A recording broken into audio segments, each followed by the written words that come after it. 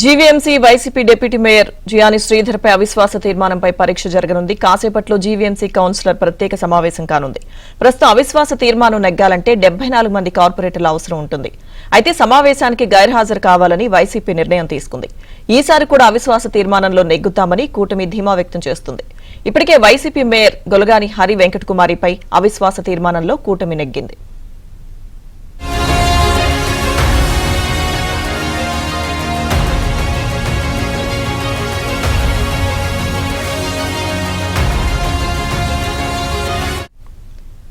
GVMC YCP deputy mayor Jiyani Sridhar పై అవిశ్వాస తీర్మానంపై పరీక్ష జరగనుంది. కాసేపట్లో జీవీఎంసీ కౌన్సిలర్ ప్రత్యేక సమావేశం కానుంది. ప్రస్తుతం అవిశ్వాస తీర్మానం నెగ్గాలంటే 74 మంది కార్పొరేటర్ల అవసరం ఉంటుంది. అయితే సమావేశానికి గైర్హాజరు కావాలని వైసీపీ నిర్ణయం తీసుకుంది. ఓవరాల్ ఇదే అంశానికి సంబంధించిన పూర్తి అప్డేట్స్ మా ప్రతినిధి నాయుడు లైవ్ లో అందిస్తారు. నాయుడు,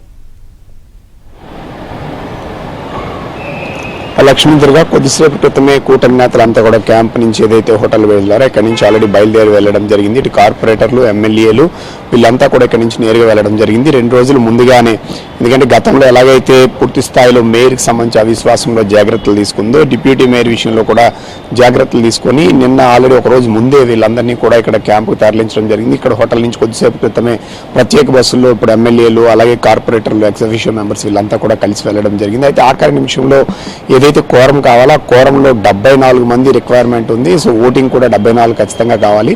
సో ఆఖరి నిమిషంలో ఒక ఇద్దరు పూర్తి స్థాయిలో ఉండిపోవడానికి ప్రయత్నాలు చేశారు. అయినప్పుడు కూడా వారిని వెంటనే గుర్తించి కూటమి నేతలు వాళ్ళు తీసుకొచ్చి ఆల్రెడీ ఇప్పుడు తీసుకెళ్ళినట్టు తెలుస్తుంది. ఒకవేళ పొరపాటున కానీ ఎవరైనా ఈ డిప్యూటీ మేయర్ శ్రీధర్ పై అవిశ్వాసంలో ఒకవేళ గతంలో ఉన్నటువంటి 74 మందిలో ఎవరైనా తగ్గితే ప్రత్యామ్నాయంగా కూడా వైసీపీ నుంచి మరికొంతమంది, ఎందుకంటే ఓటింగ్కి దూరంగా ఉన్నారు కానీ ప్రస్తుతం వైసీపీ చెందినటువంటి కార్పొరేటర్లు అందరూ కూడా విశాఖపట్నంలో ఉన్నారు. వాళ్ళ నుంచి కూడా ఒక 3-4 ఆల్రెడీ ప్రత్యామ్నాయంగా కూడా పూర్తి స్థాయిలో కూటమి నేతలు సిద్ధం చేసుకున్నటువంటి పరిస్థితి అయితే కనిపిస్తుంది. అయితే నిన్న రాత్రి కొంతమంది స్విచ్ ఆఫ్ చేసి, ఒక 2-3 కార్పొరేటర్లు పూర్తి స్థాయిలో స్విచ్ ఆఫ్ చేసి ఉంచడం, వాళ్ళ హాస్పిటల్లో జాయిన్ అవడంతో కొంత టెన్షన్ ఫీల్ అయినప్పుడు కూడా మళ్ళీ వాళ్ళందరినీ కూడా రీచ్ అయ్యి వాళ్ళని తీసుకొచ్చి ప్రస్తుతం అయితే బస్సులోనే వాళ్ళందరినీ తీసుకెళ్లినటువంటి పరిస్థితి అయితే ఉంది. కొంత హై టెన్షన్ అనేది తెల్లవారుజామున వరకు కూడా కొంత కొనసాగింది. ఇప్పుడు పూర్తి స్థాయిలో మెజార్టీతో పాటు ఎక్కువ మంది సభ్యులు కూడా కూటమికి మద్దతుగా ఉన్నారు. ఇప్పుడు ఆల్రెడీ వాళ్ళంతా కూడా జీవీఎంసీ కౌన్సిల్లోకి ఆల్రెడీ చేరుకోవడం జరిగింది. కౌన్సిల్లో ఇప్పుడు సభ్యులు ఒక టాలీని, అంటే ఉన్నటువంటి ఫోటోలో ఉన్నటువంటి వాళ్ళు ఎన్నికైన కార్పొరేటర్ కాదని చెక్ చేయడంతో పాటు వాళ్ళందరి సంతకాలు కూడా ప్రస్తుతం తీసుకుంటున్నారు.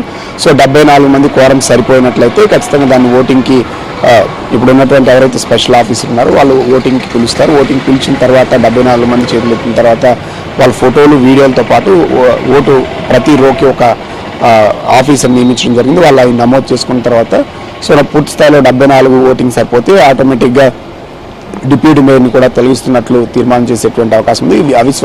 అవిశ్వాస తీర్మానంలో గతంలో మేయర్ని ఎలా అయితే తొలగించో అదే ప్రక్రియలో తొలగిస్తామని పూర్తి స్థాయిలో కూటమి నేతలు అయితే విశ్వాసంతో ఉన్నారు. ఇది పూర్తయిన తర్వాత 28వ తారీఖున మళ్ళీ మేయర్ ఎన్నికకు సంబంధించినంత వరకు ఇప్పటికీ ఆల్రెడీ కలెక్టర్ నోటిఫికేషన్ కూడా జారీ చేసినటువంటి పరిస్థితి అయితే మనకి కనిపిస్తుంది. ప్రస్తుతం మరి కాసేపట్లో రిజల్ట్ వచ్చేటువంటి పరిస్థితి కనిపిస్తుంది. ప్రస్తుతం ఎవరైతే నేతలు ఉన్నారో వీళ్ళంతా కూడా ఆల్రెడీ జీవీఎంసీ కౌన్సిల్లోకి వెళ్లడం జరిగింది. ఇప్పుడు కూటమి నేతలకు సంబంధించినటువంటి ఎంతమంది కోరం సరిపోయారో ఆ విషయాలను అధికారులు చూస్తున్నటువంటి పరిస్థితి అయితే మనకి కనిపిస్తుంది. Okay Naidu, thank you.